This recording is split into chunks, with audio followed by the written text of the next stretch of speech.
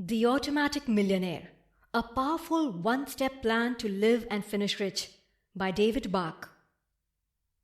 The Automatic Millionaire बनने के लिए बहुत ज़्यादा कमाई की ज़रूरत नहीं है। आज के समय में करीब करीब हर आदमी अमीर बनना चाहता है। इसलिए ये सवाल पूछना गलत है कि कौन अमीर बनना चाहता है। इसलिए सही सवाल ये है कि क्या आपके पास पैसा कमाने का कोई शानदार रास्ता मौजूद है? अगर नहीं तो आपको इस किताब की समरी को ज़रूर सुनना और पढ़ना चाहिए। इस किताब की समरी की मदद से आप आसान भाषा में समझ सकते हैं कि कैसे सिंपल स्टेप्स की मदद से करोड़ों की वेल्थ क्रिएट की जा सकती है। करोड़पति बनने के लिए आपको आज से ही अमीर होने की ज़रूरत नहीं है। अगर आज आपकी कमाई कम भी है तो भी फ्यूचर में आप अच्छा पैसा इकट्ठा कर सकते हैं। इसके अलावा आप इसमें जानेंगे कि क्रेडिट कार्ड्स के कॉन्सेप्ट को समझना क्यों ज़रूरी है और छोटे छोटे कदमों से अमीर बना जा सकता है। कई लोग ऐसा सोचते हैं कि आखिर $40,000 सालाना कमाई से कोई भी करोड़पति नहीं बन सकता है। लेकिन लेखक कहते हैं कि अगर आप इन पैसों का दिमाग की मदद से इस्तेमाल करें तो आप इन पैसों की मदद से करोड़पति बन सकते हैं। इसके लिए आप जिम और सू की कहानी से काफ़ी कुछ सीख सकते हैं। इन्होंने लेखक से फाइनेंशियल सलाह ली थी। तब ऑथर को पता चला था कि जिम ने अपनी पूरी जिंदगी में कभी भी $40,000 से ज़्यादा की कमाई नहीं की थी। लेकिन फिर भी अर्ली 50s तक उनके पास $2 मिलियन से ज़्यादा की नेटवर्थ थी।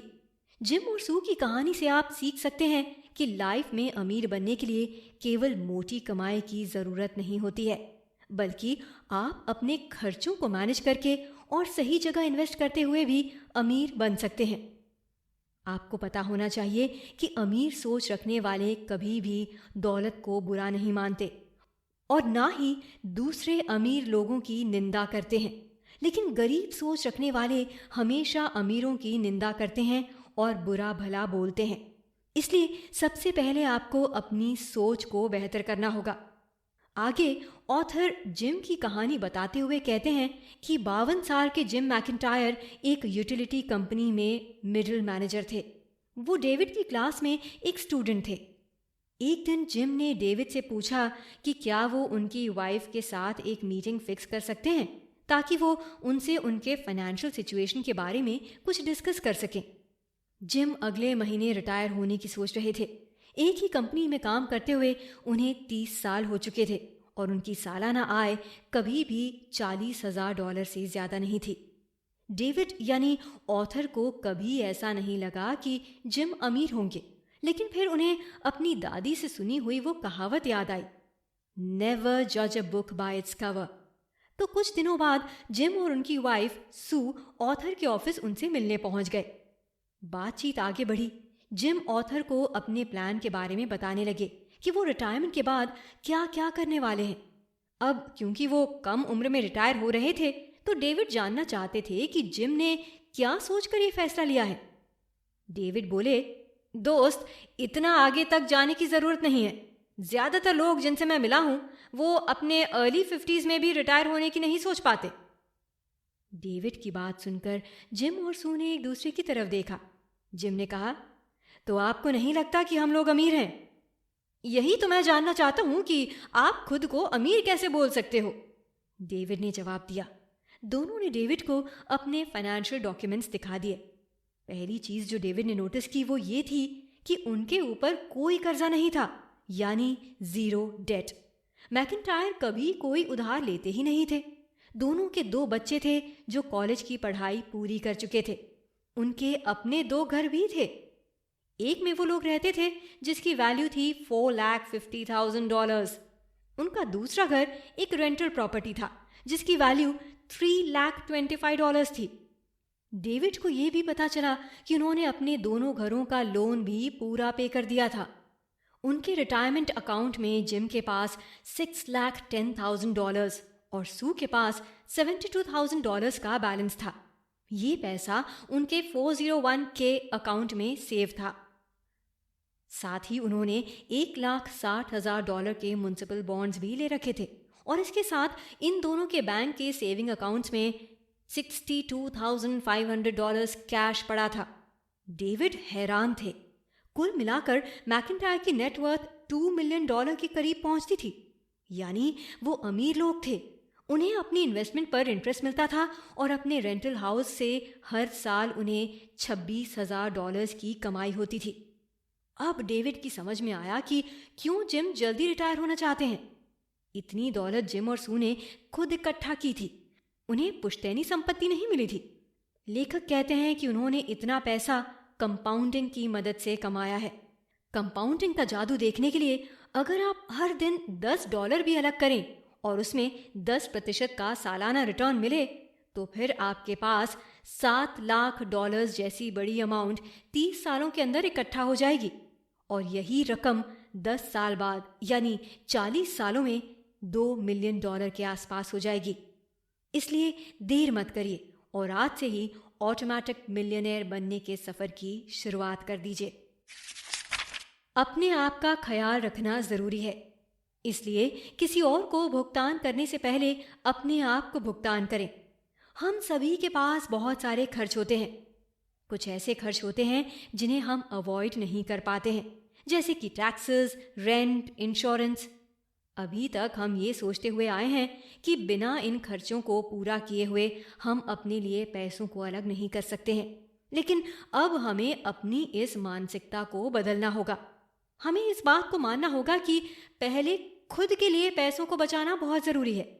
इसलिए अगले महीने के लिए बजट बनाने से पहले खुद के लिए पैसों को अलग कर लीजिएगा।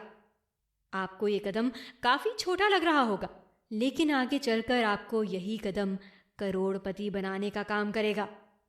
आज से ही अपने आप से वादा करिए कि रोज की 1 घंटे की कमाई अपने फ्यूचर के लिए अलग करेंगे।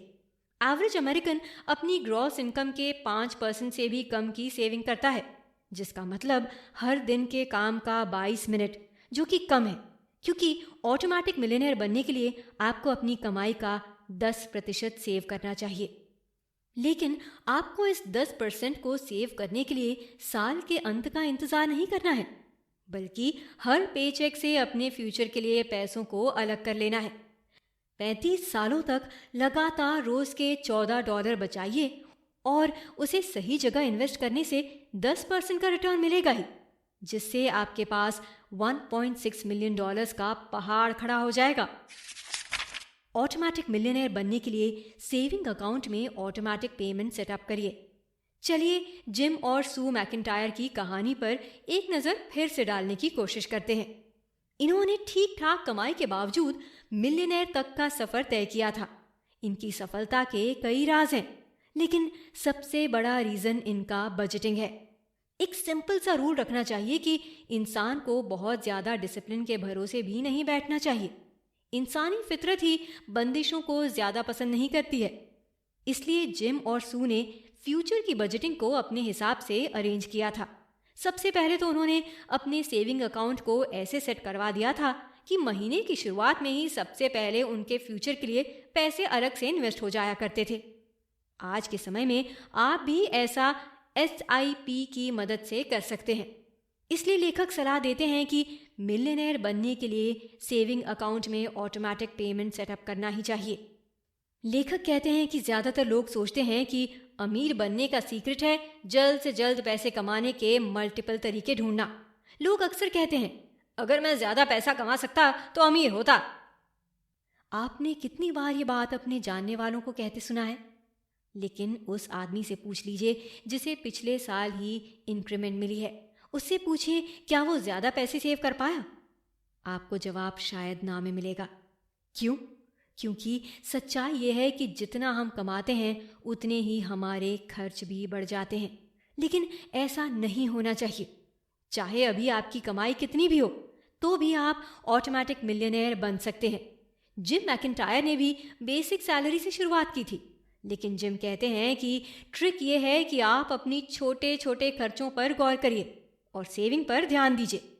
साथ ही साथ उन सेविंग्स को केवल बैंक में पड़े मत रहने दीजिए, बल्कि उन्हें इन्वेस्ट करिए। अपने फाइनेंशियल प्लान में इमरजेंसी फंड ऐड ऑन करिए।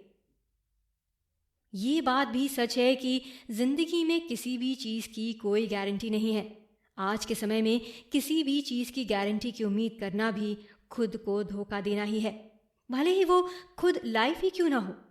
यही कारण है कि कई बार लोगों को टेंशन काफ़ी ज़्यादा रहता है, उन्हें रातों को नींद नहीं आती है, उन्हें इस चीज़ का भी डर लगा रहता है कि क्या होगा अगर आगे जाकर मेरी कमाई रुक गई तो।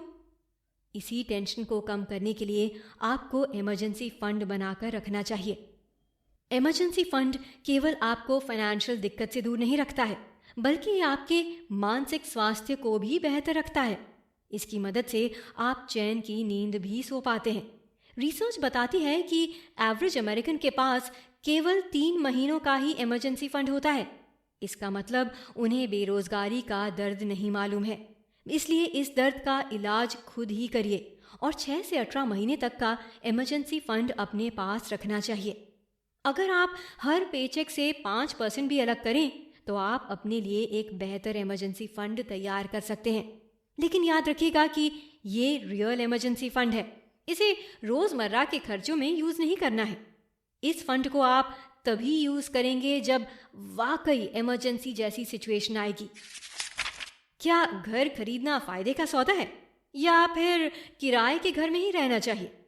जिम और सू मैकिंटायर केवल ऑटोमेटिक सेविंग प्लान को लेकर ही चतुर नहीं थे, बल्कि वो लोग घर खरीदने के फैसले को लेकर भी काफी समझदार थे। अर्ली 50s के होते होते इस कपल के पास 2 घर हो चुके थे, जिनमें से एक घर को उन्होंने किराए में दे दिया था, जिससे एक अलग सोर्स ऑफ इनकम भी क्रिएट हो चुकी थी। इसलिए हमें भी जिम और सू मैकिंटायर से काफी कुछ सीखना चाहिए और रेंट के घर में ज्यादा पैसे नहीं बर्बाद करने चाहिए। अगर आप भी किराए के घर में रहते हैं तो फिर जल्द से जल्द अपने लिए खुद के आशियाने की तलाश शुरू कर दीजिए। अधिकांश किराएदार अपने मकान मालिकों को उतनी ही राशि देते हैं जितने में किश्त में घर लिया जा सकता हो, लेकिन किराए में उतना पैसा देने के बजाय अंत में किराएदार के हाथों में कुछ नहीं आता। अगर आपको भी ये सोचकर डर लगता है कि घर के लोन का अमाउंट बहुत ज्यादा होता है, मैं उतना दे नहीं पाऊंगा, तो आपको पता होना चाहिए कि जितने लोग भी घर के लिए लोन लेते हैं 98% लोग अपने घर का लोन खत्म करने में सफल रहते हैं। इसलिए घर लेने के डर को खत्म करिए और घर लेने की प्लानिंग शुरू कर दीजिए। लेकिन प्लानिंग के बाद भी जब आप घर लेने जाएंगे तो आपको कई महत्वपूर्ण फैसले करने होंगे, जैसे कि घर के लिए लोन कहाँ से लेना है, लोन कम से कम ब्याज दर में कैसे मिल सकता है। इसी के साथ आपको ये भी प्लान करना होगा कि कम से कम समय में आप उस लोन को कैसे खत्म कर सकते हैं। लेखक सलाह देते हैं कि मार्केट में होम लोन देने के लिए कई कंपनियां और बैंक तैयार खड़े हैं, इसलिए आपको सतर्क रहने की जरूरत है। लो इंटरेस्ट रेट तो सभी देने को तैयार है, लेकिन आपको बैंक से बाय वीकली यानी 2 हफ्ते में एक बार पेमेंट की बात भी करनी चाहिए। इससे आपको आसानी हो सकती है। इस हिसाब से आपको साल भर की 26 किश्तें बनवानी चाहिए। 2 किश्तें ज्यादा, क्योंकि लोन जितनी जल्दी खत्म होगा आपकी सहूलियत उतनी ही अधिक रहेगी। कर्ज सबसे बुरी चीज है, उनसे दूरी बनाने की कोशिश करिए। अगर आप भी कर्ज की मुश्किलों में फंसे हुए हैं तो आप अकेले नहीं हैं। एवरेज अमेरिकन $8,400 के क्रेडिट कार्ड के कर्जे में डूबा हुआ है। इतने कर्ज को चुकाने के लिए अगर मिनिमम पेमेंट किया जाए तो इसे खत्म होने में पूरे 20 साल लग जाएंगे। आज के दौर में कर्ज में फंसना आसान हो गया है। इसके पीछे का मुख्य कारण क्रेडिट कार्ड्स के नए नए ऑफर्स हैं। लेकिन आपको समझना चाहिए कि अगर आपको ऑटोमेटिक मिलियनेयर बनना है तो आपको खुद को कर्ज से दूर करना ही होगा। पहले के लोग सही कहा करते थे कि 2 रोटी कम खाओ, लेकिन सर पर किसी की उधारी नहीं होनी चाहिए। लेकिन आज के लोग इस बात को नहीं मानना चाहते हैं। वो अपनी जरूरत नहीं बल्कि लग्जरी को पूरा करने के लिए क्रेडिट कार्ड्स के जाल में फंसते चले जाते हैं।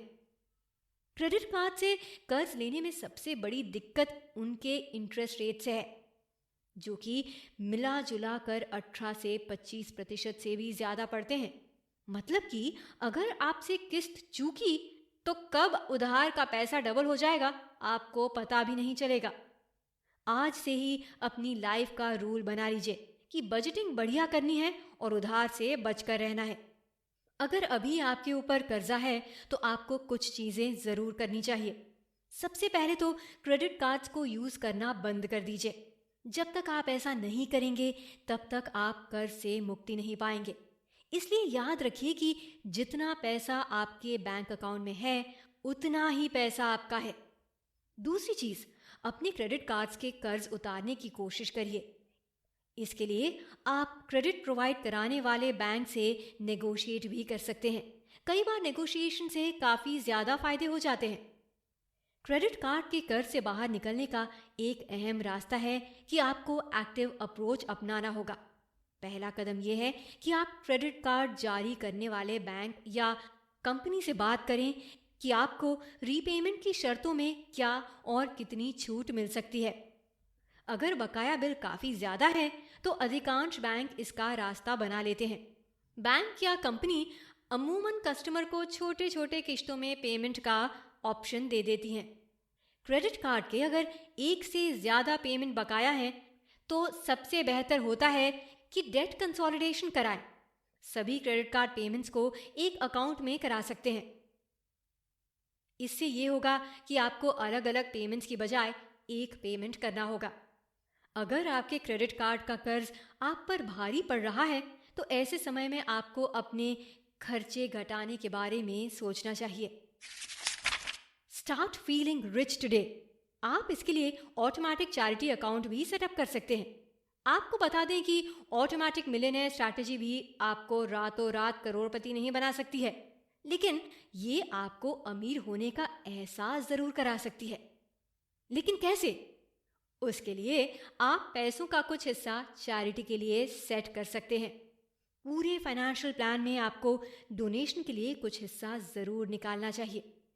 अब यहाँ हम फिर से जिम और सू की स्ट्रैटेजी पर नजर घुमाने जा रहे हैं।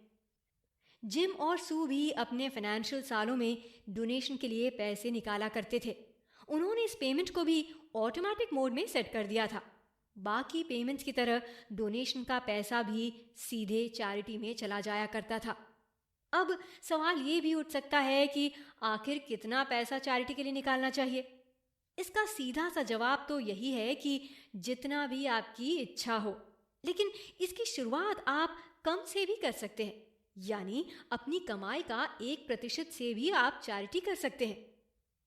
इसके बाद जैसे जैसे समय बीतता जाएगा और आपकी कमाई बढ़ती जाएगी, आप अपनी चैरिटी को भी बढ़ा सकते हैं। चैरिटी करने से आपको कई फायदे होंगे। सबसे बड़ा फायदा आपके दिमाग को होगा। उसे अमीर होने का एहसास होने लगेगा, जिसकी वजह से वो खुश रहने लगेगा और ज्यादा से ज्यादा मेहनत करने की कोशिश करेगा। अगर आप सोचते हैं कि चैरिटी करने के लिए अमीर होने की जरूरत है तो आप गलत सोचते हैं। किसी दूसरे की मदद करने के लिए आपको बहुत अमीर होने की जरूरत नहीं है, बल्कि उसके लिए आपके पास अच्छी नीयत होनी चाहिए। अगर आप किताबों के पास जाएंगे और कुछ बेहतरीन किताब पढ़ेंगे तो आपको पता चलेगा कि कम पैसे वाले लोग ही बड़े बड़े दानी हुए हैं। उन्हीं में से एक नाम मदर टेरेसा का भी आता है। American British investor sir John Templeton ने भी अपनी चैरिटी की जर्नी मिलियनेयर बनने से काफी पहले शुरू कर दी थी। इसलिए कहा भी गया है कि दूसरों की मदद करते रहिए, ऊपर वाला आपकी मदद करता रहेगा। इसी के साथ अगर आप चाहते हैं कि आपके पैसों से समाज में कुछ अच्छे बदलाव आए तो आपको चैरिटी के लिए हमेशा तैयार रहना चाहिए। चैरिटी और डोनेशन के लिए कोई भी कंफ्यूजन को आप ऑनलाइन दूर कर सकते हैं। आपको ऑनलाइन ऐसे कई माध्यमों के बारे में पता चल जाएगा जिनकी मदद से आप आसानी से जरूरतमंदों की मदद कर पाएंगे। इन सब के अलावा ऑटोमेटिक मिलियनेयर बनने के लिए लेखक सलाह देते हैं कि उन लोगों जैसे ना बने जो कहते हैं मैं अपनी इनकम से 5% सेव नहीं कर सकता, या मेरी कंपनी इतना कंट्रीब्यूट नहीं करती तो फिर मेरे सेव करने से क्या होगा, या स्टॉक में इन्वेस्ट करना बेवकूफी है, या अगले महीने से सेविंग शुरू करूंगा। अगर आपके भी कुछ ऐसे ही बहाने हैं तो यकीन मानिए आप कभी ऑटोमेटिक मिलियनेयर नहीं बन पाएंगे।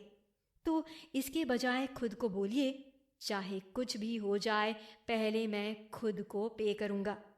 मैं अपनी इनकम का 10% सेव करूँगा और फिर इस अमाउंट को जितना हो सके बढ़ाते जाएं। और फिर इस अमाउंट को जितना हो सके बढ़ाते जाएं। तो कल के लिए सेव करने का सबसे अच्छा वक्त होता है इसकी शुरुआत आज और अभी कर दें। बहुत जल्द ऐसा समय भी आएगा जब आप खुद को मिलियनेयर बनते हुए देख रहे होंगे। कुल मिलाकर सबसे ज़रूरी बात यही है कि अमीर बनने के लिए खुद के भविष्य को आगे रखना होगा। आपको आज से ही खुद के फ्यूचर के लिए पैसे सेव करने होंगे। मेहनत करिए, पैसे कमाइए, लेकिन सारे पैसों को आज ही खत्म मत कर दीजिए।